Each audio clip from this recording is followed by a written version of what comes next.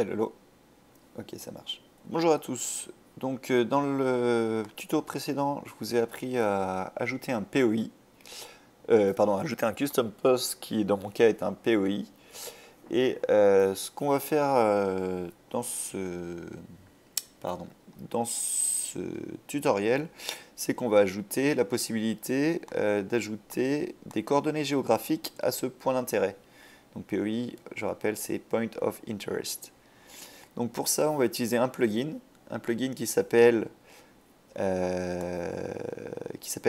ACF, donc c'est Advanced Custom Fields.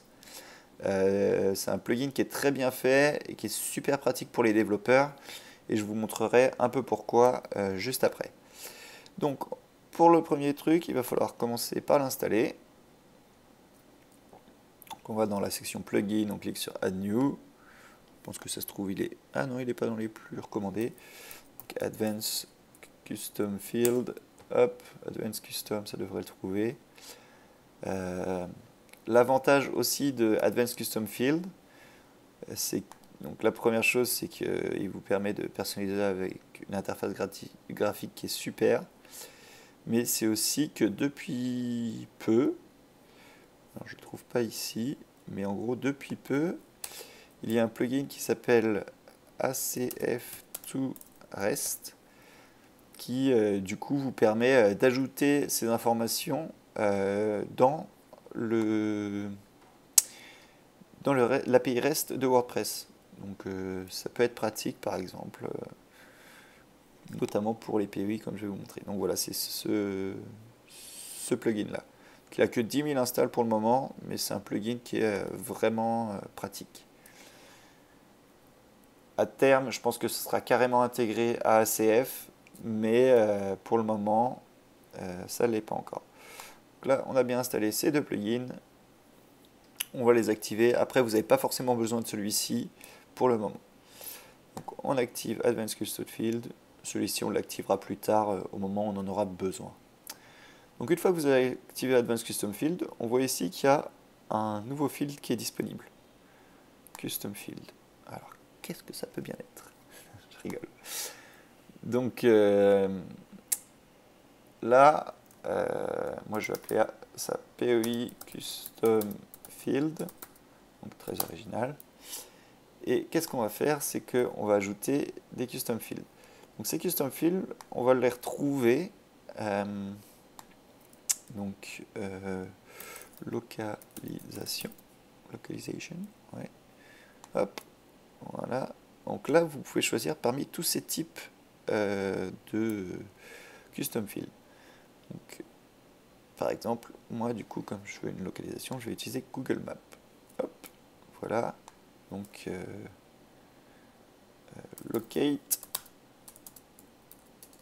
your POI.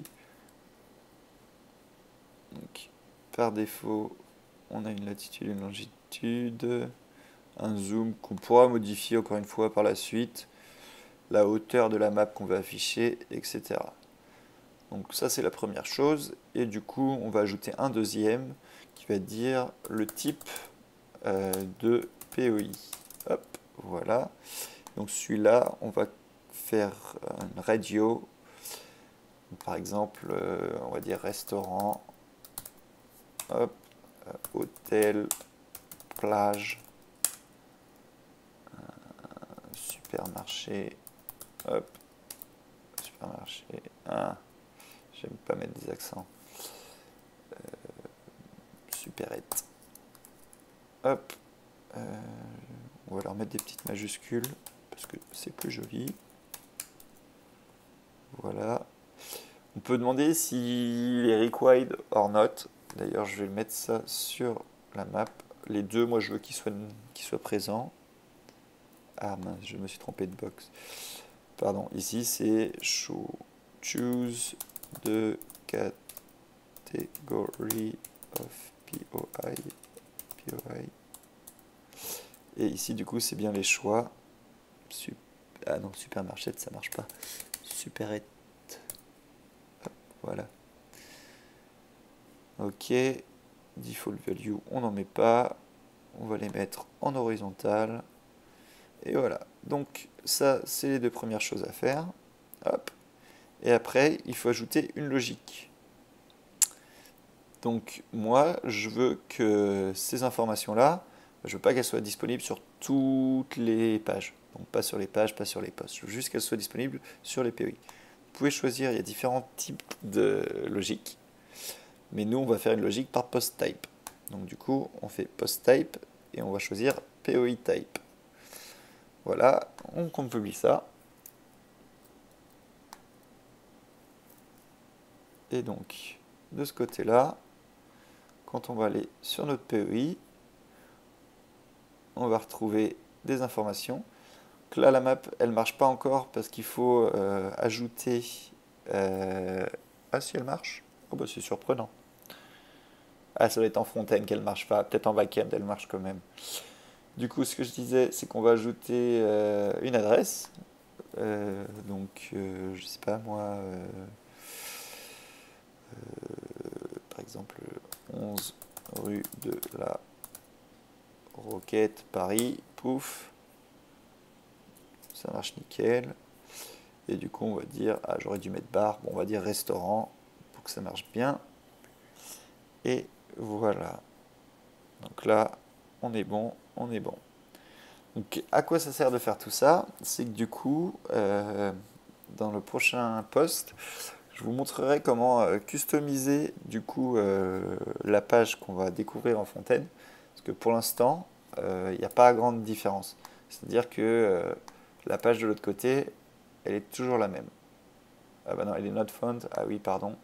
Parce que depuis que j'ai créé mon custom post, il faut à chaque fois sauvegarder les permalinks.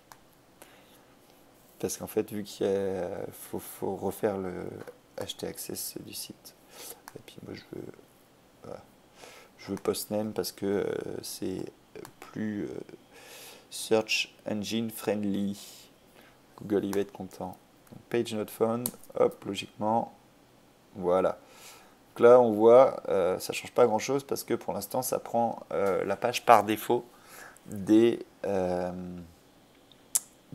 posts de WordPress. Donc, c'est tout pour le moment. Donc, dans un prochain épisode, enfin dans un prochain tutoriel, pardon, je vous montrerai comment ajouter ça directement au thème. Et je vous montrerai aussi comment personnaliser cette page pour afficher ces informations. Voilà, c'est tout pour aujourd'hui.